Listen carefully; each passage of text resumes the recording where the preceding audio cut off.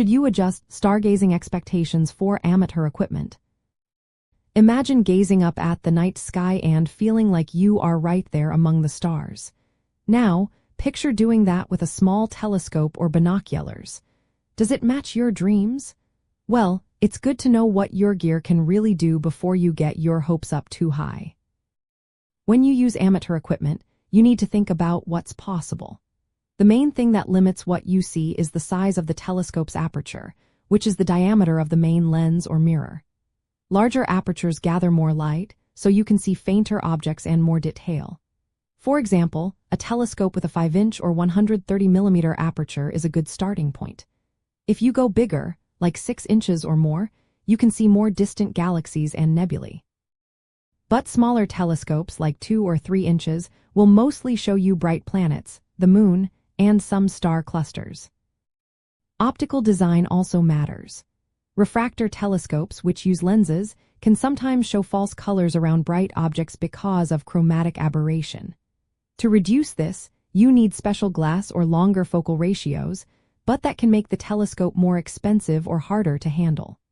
Reflector telescopes, which use mirrors, avoid this problem but need regular maintenance like collimation, which is aligning the mirrors. They can also have issues like coma, which makes stars look distorted near the edges of the view. Mount quality is another factor. A stable, smooth mount helps you aim and track objects in the sky. Computerized mounts can help find objects quickly but cost more and depend on technology. Many amateurs prefer manual mounts because they learn the sky better and stay more engaged. Magnification is limited by the size of your aperture and the atmosphere.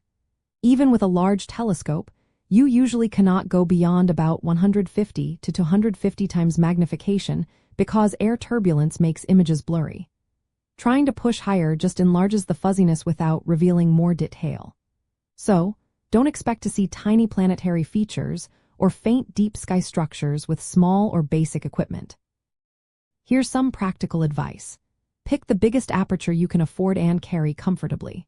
Remember, smaller or cheaper telescopes will show fewer details, but they are easier to handle and more affordable. Choose a dark sky location away from city lights for better views. Upgrading your eyepieces, stabilizing your mount, or adding smartphone adapters can improve your experience. Learning to navigate the sky manually makes stargazing more fun and rewarding. Joining local astronomy clubs allows you to try different equipment before buying your own. It's also important to keep your expectations realistic. Your equipment can only show what it's designed for. Focus on observing brighter objects and enjoy the process of learning the night sky. Remember, even with modest gear, you can have incredible nights of discovery. Adjusting your expectations helps you stay motivated and prevents disappointment. In the end, amateur equipment is a tool, not a magic window.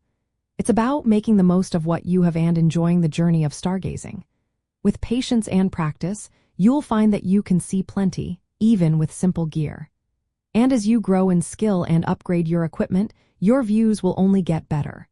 So yes, it's wise to set realistic goals based on your gear, but never stop dreaming about the stars.